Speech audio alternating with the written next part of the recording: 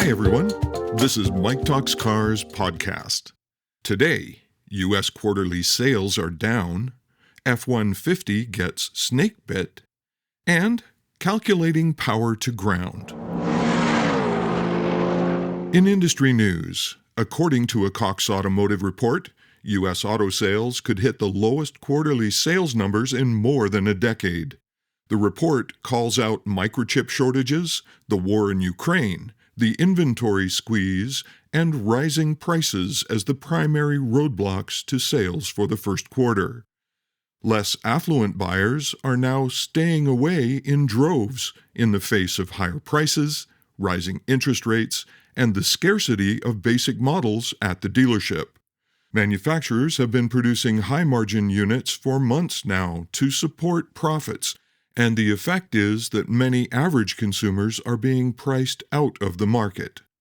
As always, those with money are buying what they want, but it appears that the average North American is rethinking the decision to buy a new vehicle for right now. In new vehicle news, Ford Motor Company has announced a new Rattler package for the 2023 F150 XL model.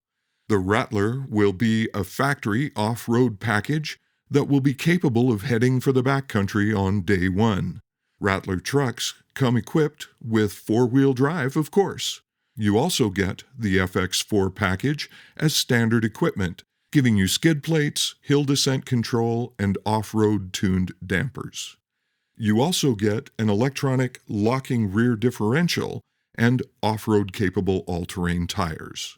We expect to see the 2.7-liter EcoBoost V6 under the hood for power, and there will be visual cues that will make the truck stand out both inside and out.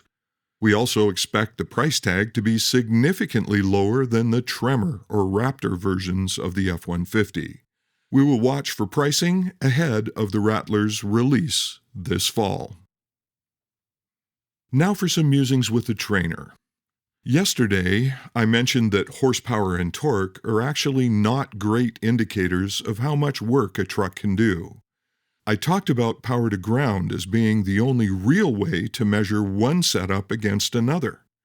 The reason this is true is because how much power an engine makes is altered the moment you feed that power through a drivetrain. The question becomes, what gears do you have in your transmission and what's your axle ratio?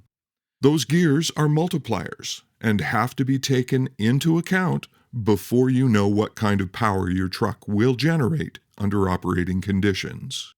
If the truck is a 4x4 with low range, the multiplication gets even greater. Calculating power to ground is tricky because of the torque converter situation as well.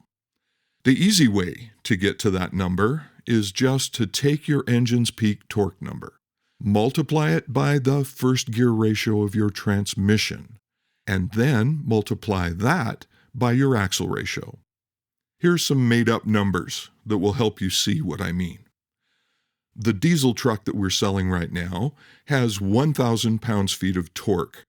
Multiply that by the first gear ratio of 4.5 to 1, and you get 4,500 pounds-feet of torque generated by the engine through the transmission.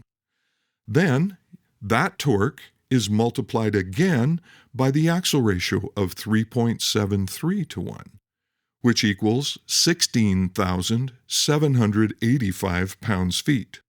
And a transfer case low gear multiplier of 2.71, and your maximum torque to ground would be over 45,000 pounds-feet.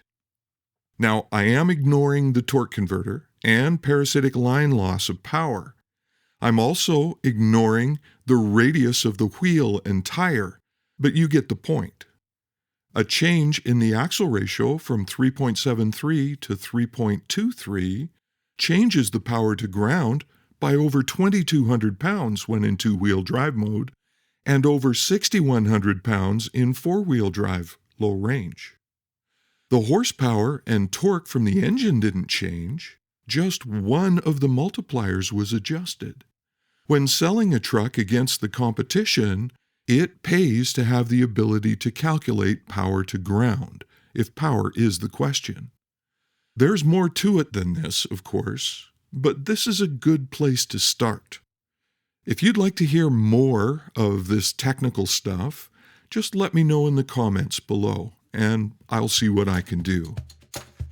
This is Mike Little, reminding you that, hey, selling is fun. Go have a great day.